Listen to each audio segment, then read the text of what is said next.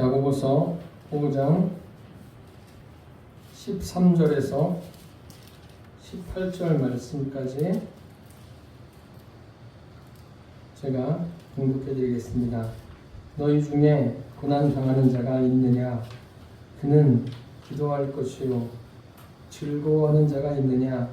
그는 찬송할지니라. 너희 중에 병든 자가 있느냐? 그는 교회의 장로들을 청할 것이요. 그들은 주의 이름으로 기름을 바르며 그를 위하여 기도할지니라. 믿음의 기도는 병든 자를 구원하리니 주께서 그를 일으키시리라. 혹시 죄를 범하였을지라도 사하심을 받으리라. 그러므로 너희 죄를 서로 고백하며 병이 낫기를 위하여 서로 기도하라. 의인의 간구는 역사하는 힘이 큼이니라. 엘리야는 우리와 성정이 같은 사람이로되 그가 비가 오지 않기를 간절히 기도한즉 3년 6개월 동안 땅에 비가 오지 아니하고 다시 기도하니 하늘이 비를 주고 땅이 열매를 맺었느니라. 아멘. 야고보서 5장 13절에서 18절 말씀으로 믿음의 기도, 이러한 제목으로 함께 은혜를 나누겠습니다. 인간 사회에는 원칙이 있습니다. 선진국일수록 원칙을 지키고 원칙을 중요시합니다. 후진국일수록 편법이 무성합니다.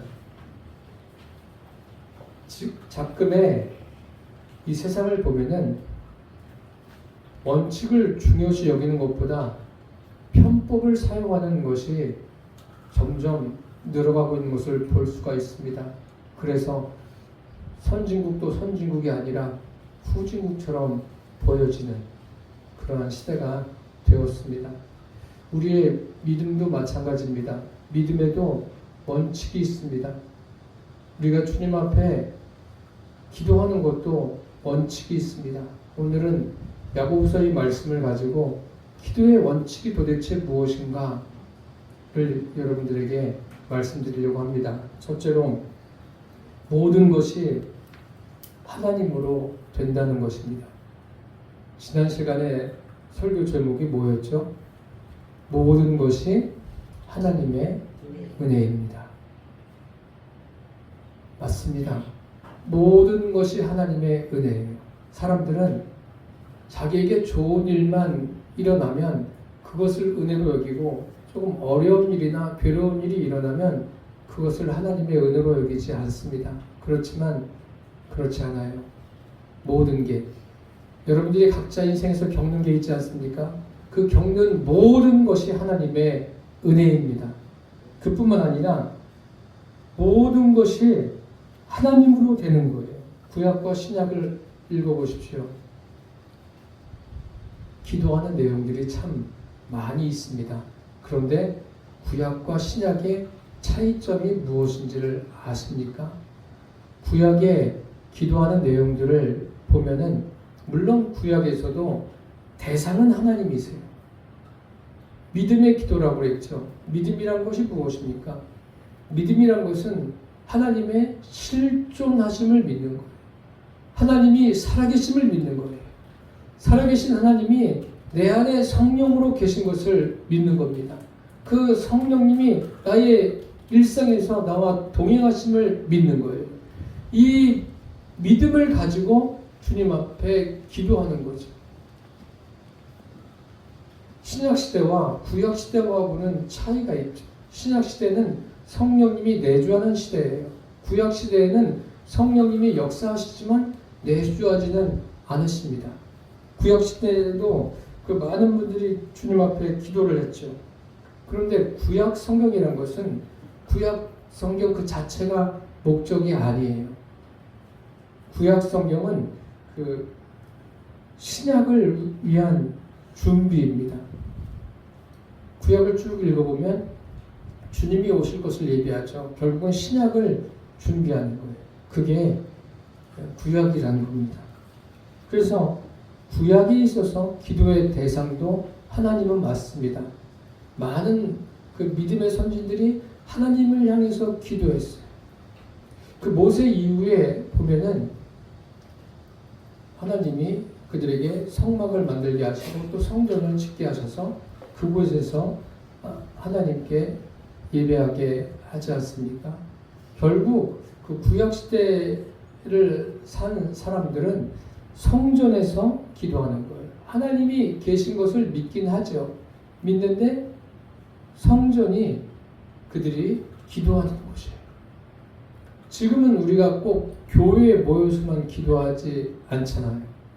여러분들이 집에 있든지 가정에 있든지 길을 걸어가든지 기도해요. 그것이 구약시대와 다른 거예요. 구약시대에는 그 성전에 모여서, 그래서 성전이 그 기도의 대상이기도 합니다. 이것이 굉장히 구약시대에 중요한 거예요.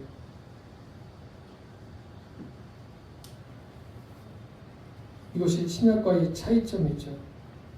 그런데 이제 세례 요한 때 그 성전 예배가 폐지가 된 거죠.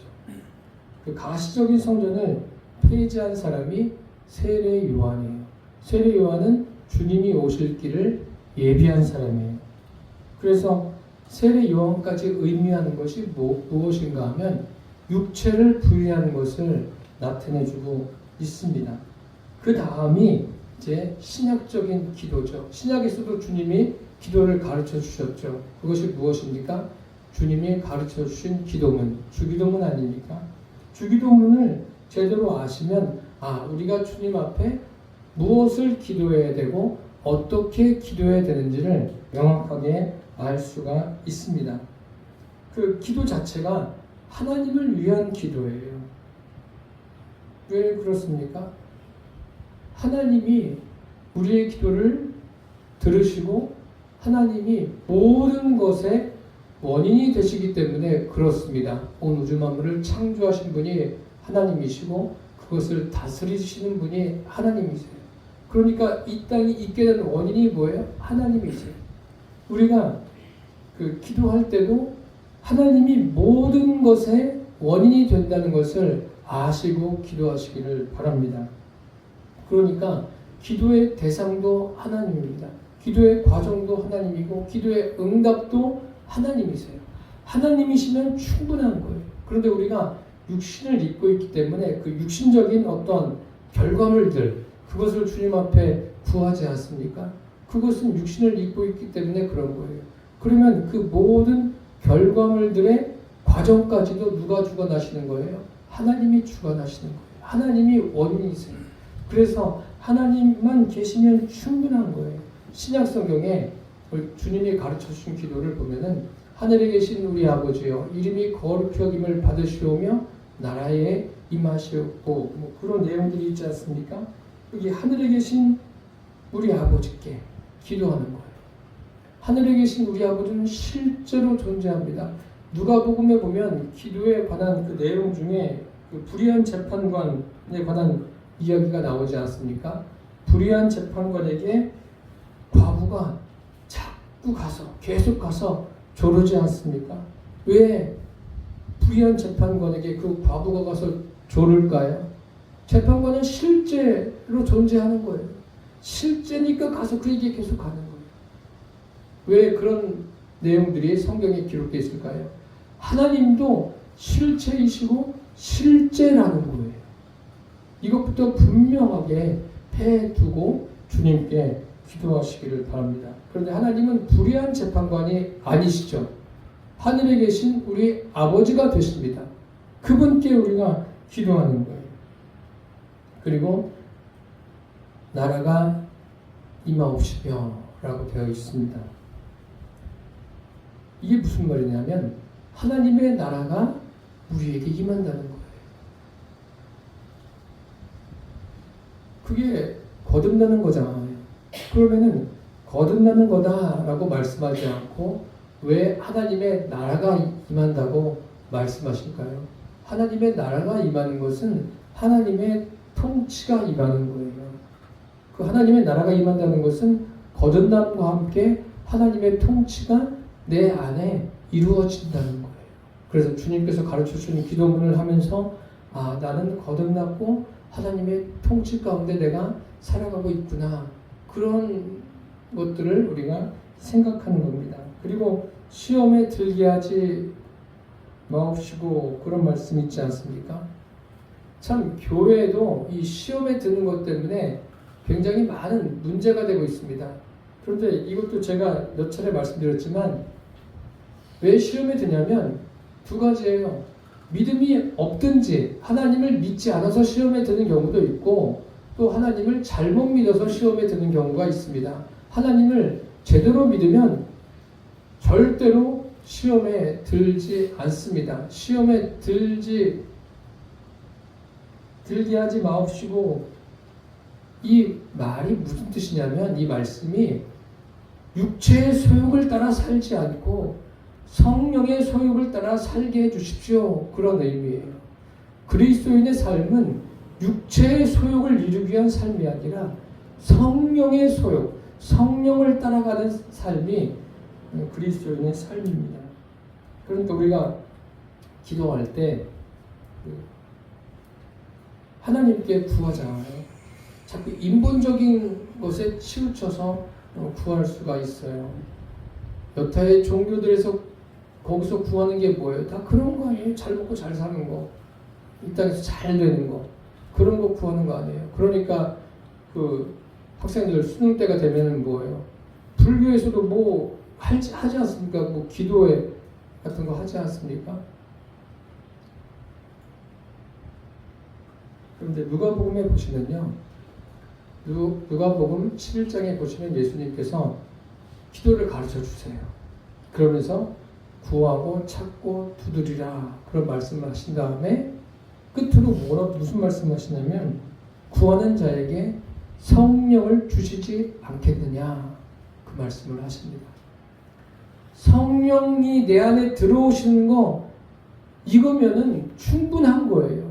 이게 제대로 되어지 있지 않으니까는 신앙생활이 질서가 없는 거예요. 질서가 없고 뭐 시험에 들었네. 그리고 또 여러 가지 일들로 인해서 그냥 믿음의 길에서 뒤로 물러가고 교회를 떠나가고 이거는 다 믿음이 없어서 그런 거예요. 여러분 여기 금이 한 트럭 있어요. 또 여기 또 요술 지팡이가 있어요. 어떤 것을 원하시겠어요? 금 한 트럭이면 충분합니까? 요술 지팡이를 원하겠죠. 요술 지팡이는 금 한 트럭 아니라 두 트럭, 세 트럭도 만들어낼 수 있는 거 아닙니까? 이것이 충분한 예가 되진 않겠지만 어떤 기도할 때 주님 이렇게 이루어 주십시오. 우리 인간이니까 그렇게 기도해요. 그렇게 기도하지만 그것보다도 더 중요한 게 뭐예요? 그것을 이루시는 주님이면 충분하지 않습니까? 주님만 내 안에 계시면 충분합니다. 이런 기도를 할 수 있는 믿음의 사람들 되기를 바랍니다. 그게 믿음의 기도예요. 전능하신 하나님께서 성령으로 내 안에 계세요. 그거 하나면 충분한 거예요.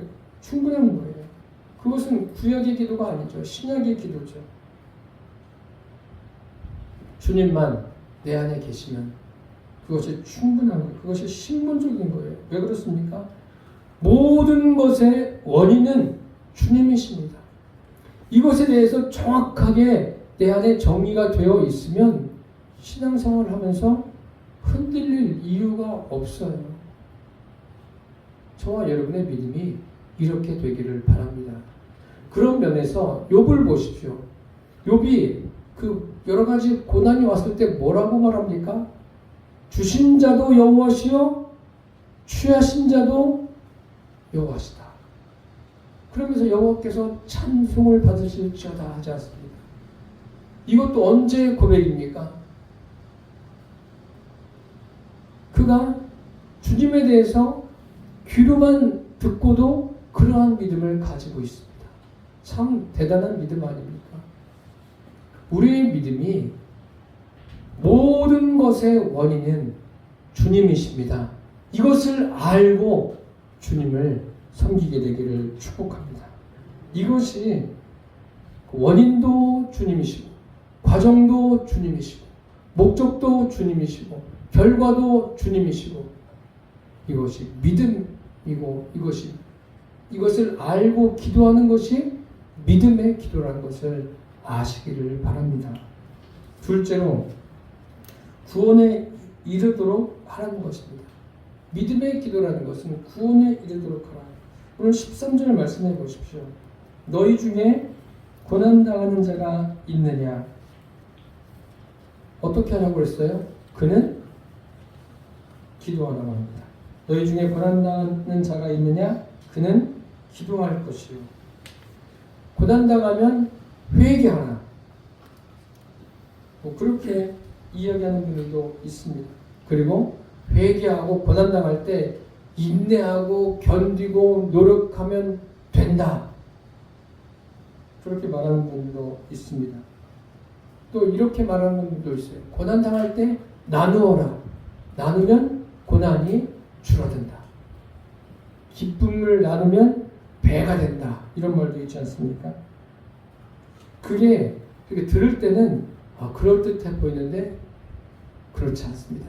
그것은 세상적으로는 통하지만 하나님 기준으로 볼 때는 맞지 않습니다. 오늘 본문에 뭐라고 되어 있습니까? 고난당하는 자가 있느냐?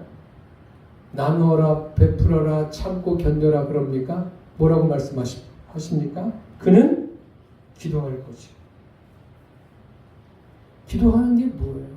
고난당할 때 주님 이 고난을 해결해 주십시오. 우리는 제일 먼저 그런 생각이 들지 않습니까?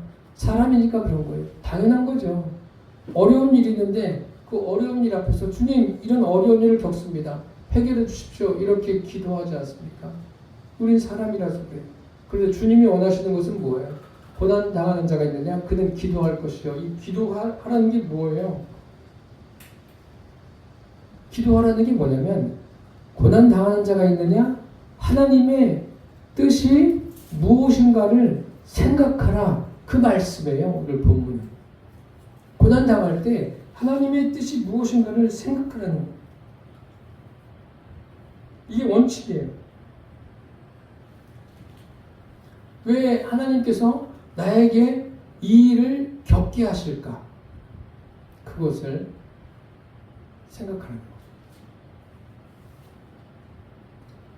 인본과 신본의 차이가 여기 있는 거예요.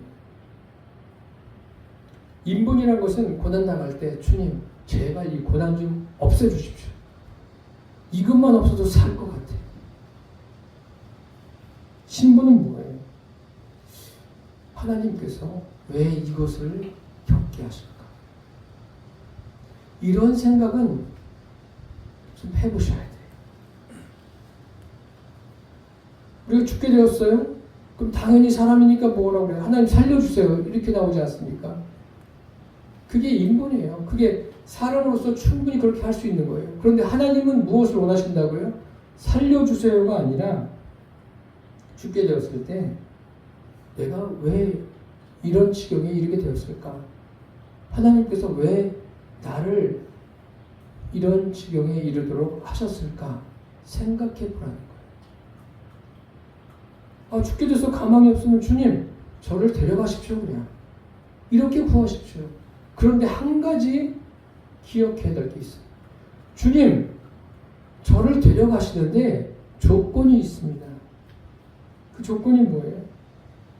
하나님은 여기 놓고 가세요. 하나님은 제 안에 계시게 하시고 제 육신을 데려가세요. 그럼 됩니다. 주님 앞에 그렇게 하시라는 거예요. 무슨 말씀인지 이해가 되십니까? 그런 의미예요. 오늘 본문이. 거듭나지 않으면 데려가시면 안 돼요. 이 세상에서 제일 중요한 게 거듭나는 것보다 중요한 게 없는 거예요. 거듭나야 돼요. 예수님이 그 사람 안에 주인으로 임하셔야 돼요. 하나님의 나라가 그 사람 안에 임하는 것보다 중요한 것은 세상에 없습니다. 고난 당하는 자가 있느냐? 그냥 기도하라고 했어요. 근데 우리는 기도하는 것을 그냥 해결해 주십시오. 잘 감당하게 해 주십시오.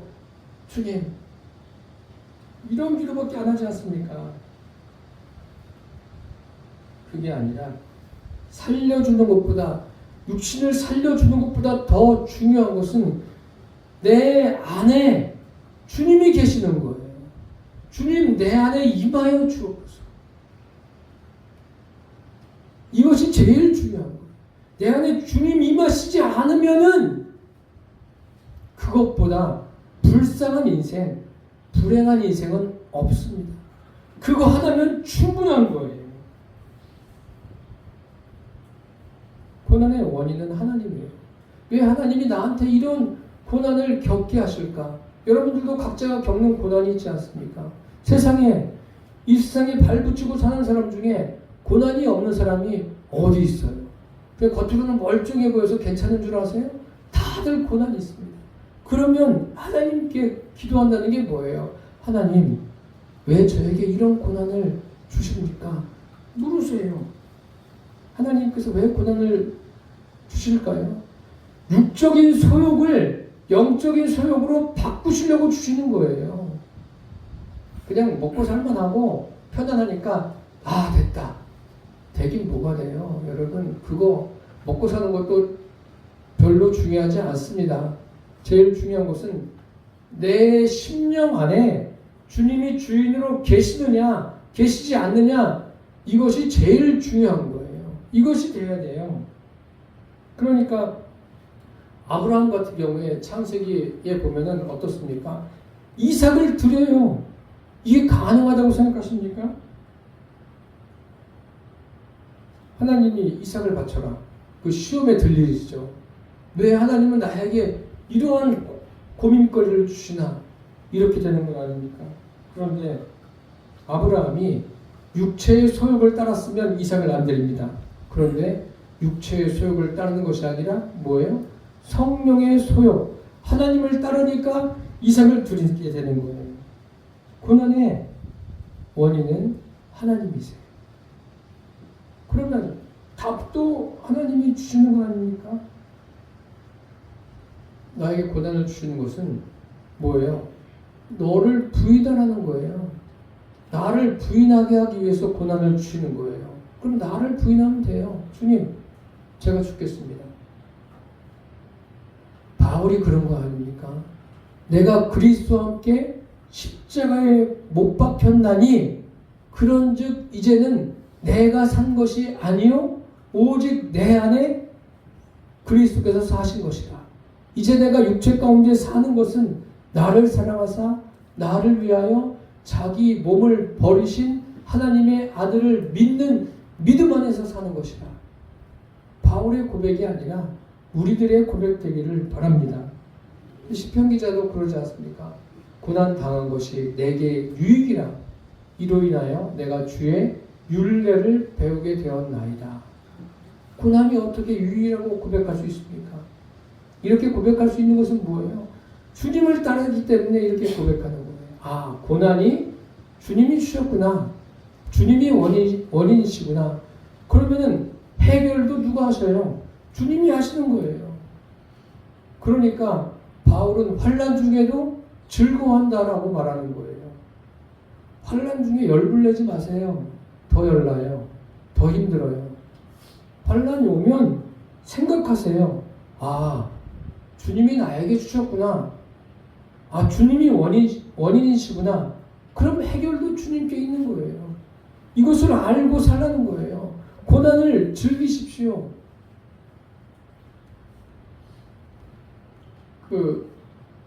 예수님을 믿지 않는 사람도 그런 말을 하는 사람도 있어요. 어떤 의사가 유튜브에 어떤 질병에 대해서 자기가 전공이니까 그곳에서 이렇게 하십시오. 그렇게 이야기했는데 그 질병과 함께 사는 법 참 멋있지 않습니까? 예수를 안 믿어도 그렇게 이야기를 해요.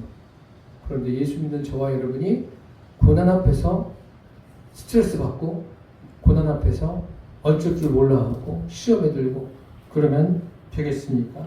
그리고 오늘 본문에 보시면 즐거워하는 자가 있느냐? 즐거워하라, 즐겨라. 그게 아니라 뭐라고 말씀하십니까? 찬송하라고 해요. 이게 무슨 말입니까? 즐거워하는 자가 있으면 큰 잔치를 막 열어야 되는 거 아닙니까? 찬송하라는 게 뭐예요? 하나님과 함께하라는 말씀이에요. 우리는 막 좋은 일이 있으면 막 입이 근질근질해가지고 그냥 어디 가서 막 이야기하고 싶죠. 그렇게 하라는 이야기가 아니에요. 사람이니까 뭐 그렇게 이야기도 하죠. 이야기도 하는데 즐거움의 원인도 하나님이세요. 즐거움의 과정도 하나님이세요. 즐거움의 결과도 하나님이세요. 우리에게 자랑할 게 있어요, 없어요? 없어요. 없다는 거예요. 그 의미의 오늘 본문이 그거예요. 즐거워하는 일도 시험에 들 수가 있어요. 왜 시험에 들 수가 있습니까? 잘 되는 것도 주님과 더 멀어질 수가 있어요. 말은 주님이 하셨다 그러고 사람들은 어때요? 속으로 좀 나 좀 알아줬으면. 그게 사람이에요. 근데 하나님은 뭐예요? 그것까지도 하나님이 함께 하셔서 그렇게 되는 거야. 너 자랑할 거 없어. 이거를 아셔야 돼요. 우리에겐 자랑할 게 없습니다. 예를 들면 성경에 어리석은 부자 있지 않습니까? 얼마나 농사를 잘 했는지 그의 소출이 너무너무 많은 거예요. 그러면서 어떻게 합니까? 야, 창고 다시죠. 더 크게 지면서 뭐라고 말합니까? 내 영혼아, 여러 해 쓸 물건을 많이 쌓아두었으니 즐거워하자. 즐기는 거예요. 그러지 말라는 거예요, 여러분. 자랑할 것은 주님밖에 없습니다. 그래서 오늘 14절 말씀해 보십시오. 너희 중에 병든 자가 있느냐? 그럼 그 다음에는 뭐라고 나와야 맞습니까? 병든 자가 있느냐? 병 낫기를 위해서 기도하라. 이렇게 하는 게 딱 맞지 않습니까? 그런데 뭐라고 나와 있어요? 그 다음에 그는 교회의 장로들을 청할 것이요. 아니 병든 자가 있으면 기도하면 되는데 교회 장로들을 청하래요. 왜 교회 장로들을 청합니까? 이 병든 사람은요, 주님께 기도할 수 없는 사람이에요. 병이 들었는데 어떻게 기도할 줄 모르는 사람이에요. 교회 장로는 뭐예요? 오늘날로 하면 목회자예요. 목회자를 청하라는 거예요.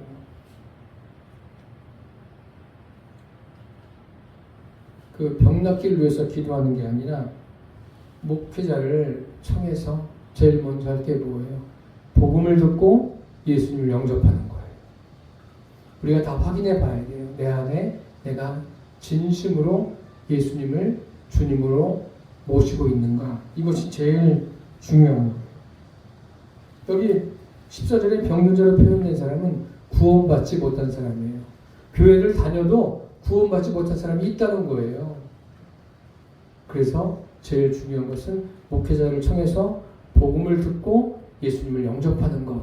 이것이 제일 중요한 거예요. 병을 위해서 기도하는 것보다 중요한 게 목회자를 초청해서 복음을 듣고 예수님을 영접하는 거예요. 그게 중요한 거예요. 그 다음에 뭐라고 되어 있어요? 14절에 교회 장로들을 청할 것이요 그들은 주의 이름으로 기름을 바르며 그를 위하여 기도할지니라. 기름을 바른다. 올리브유인데 물론 이 올리브유도 약으로도 사용하는데 여기에선 성령을 의미합니다. 성령으로 거듭나는 거죠. 이것이 제일 중요한 거예요. 그 다음에 15절에 믿음의 기도는 병든 자를 구원하리니 주께서 그를 일으키신다라고 되어 있어요. 병든 자가 어떤 사람이에요? 지친 사람이에요. 이제 병으로 인해서 지쳐서 마음도 땅에 툭 떨어진 사람이에요. 아주 심령이 가난해진 거죠. 그 사람이 복음을 듣고 예수님을 영접하게 되고 이제 그 병을 위해서 주님 앞에 기도하게 되는 거죠. 주께서 병을 고치신다가 아니라 저를 어떻게 한다? 일으키신다 라고 되어 있어요. 이게 뭐예요? 생명과 자유를 주신다는 거. 이렇게 저와 여러분이 이 말씀을 통해서 주님께서 병을 낫게 하시는데 왜 그렇습니까? 모든 병의 원인이 주님이시라는 것. 또 모든 것의 원인이 주님이시라는 것을 기억하시기를 바랍니다. 병든 자를 위해서 교회 장로들을 청해서 복음을 듣고 구원받고 또 그 병을 위해서 기도하는 거예요. 끝으로 영적으로 성숙해지라는 것입니다. 16절과 17절에 보시면 그러므로 너희 죄를 서로 고백하며 병이 낫기를 위하여 서로 기도하라. 의인의 간구는 역사하는 힘이 크다라고 16절에 기록되어 있습니다. 죄를 서로 구한다. 마치 무엇과 같냐면요, 베드로가 배에서 예수님의 말씀을 듣고 말씀대로 그물을 내려서 고기를 잡습니다. 그때 베드로가 뭐라고 말합니까? 주여, 나를 떠나소서, 나는 죄인입니다. 그렇게 말합니다.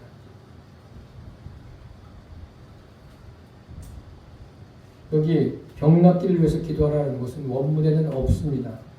더 중요한 것은 그 앞에 있는 말씀입니다. 너희 죄를 서로 고백하라. 죄를 서로 고하는 거예요. 내가 정말 그리스도인으로서 참 주님을 온전히 섬기며 살아야 되는데 육신이 연약해서 이러이러한 죄를 졌네. 그럼 자기 육신의 연약함을 고백하는 거예요. 고백한다는 것은 어떤 의미가 있냐면 성숙한 사람이 그렇게 고백하죠. 그러면서 점점 믿음이 성숙한 대로 나아가는 거예요.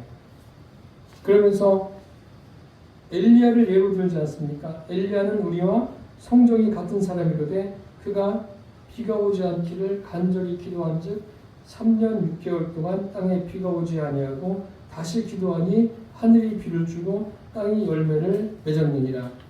엘리야는 어떤 사람이에요? 우리와 똑같은 사람입니다. 근데 그가 기도했는데 비가 3년 6개월 동안 오지 않았어요. 또 기도했더니 그 이후에 비가 왔어요.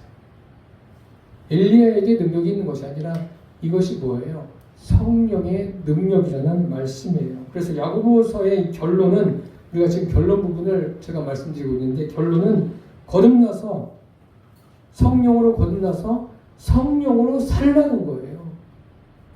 저와 여러분이 그렇게 되기를 바랍니다. 인생에서 겪는 여러 가지 고난이나 질병이나 그런 여러 가지 일들을 통해서 우리가 하나님과 더 가까워지고 성령으로 하나님과 하나 되어서 성령으로 삶을 살아내기를 바랍니다. 의인의 간구는 역사하는 힘이 많다라고 했어요. 의인은 교회 장로들이에요. 목회자들을 초청해서 말씀을 듣고 기도하면 거기에 목회자에게 능력이 있는 것이 아니라 성령의 역사로 다양한 능력이 일어난다는 거예요. 오늘도 우리가 설교가 끝난 다음에 서로를 위해서 기도할 때 이러한 성령의 능력을 서로 체험하는 시간이 되기를 바랍니다. 예수님께서도 말씀하시지 않습니까? 믿음이 겨자씨 만한 믿음이 있으면 산을 들어 옮긴다고 하지 않으셨습니까? 이러한 믿음이 우리에게 있기를 바랍니다. 믿음의 간구라는 것은 그 구하는 것에 모든 것의 원인과 과정과 결과가 다 하나님께 있다는 것을 알고 기도하는 것이 믿음의 간구예요. 우리의 모든 기도가 주님 앞에 기도할 때 원인과 과정과 결과가 다 주님께 있음을 아시고 구하게 되기를 바랍니다. 믿음의 간구가 역사하는 힘이 많음을 일상에서 누리십시오. 사랑하는 성도 여러분, 모든 것이 하나님으로 되어집니다. 그리고 믿음의 간구를 통해서 믿지 않는 사람들이 구원에 이르도록 하시고 우리는 믿음이 점점 성숙한 대로 나아가게 되기를 바랍니다. 그래서 우리가 구하는 간구마다 그 간구를 통해서 믿음이 깊어지고 주님께서 베풀어 주시는 그 원인과 결과를 통해서도 믿음이 깊어지고 믿지 않는 사람들을 주님께로 인도할 수 있는 믿음의 사람들 되시기를 예수님의 이름으로 축원합니다. 기도하겠습니다. 살아계신 주님, 믿음의 간구가 무엇인가를 우리에게 알게 주셨습니다. 또 모든 것이 하나님으로 된다는 것을 알게 해주셨습니다. 병든 자들, 믿지 않는데 믿음이 연약하고 또 믿음이 제대로 되어 있지 않은 사람들에게 초청을 받을 때 그들에게 복음을 전하고 구원의 소식을 전하게 하여 주옵소서. 성령으로 거듭나는 역사들이 일어나게 하여 주시고 또 영적으로 성숙해지는 일들이 있게 하여 주옵소서. 예수님의 이름으로 기도드립니다. 아멘.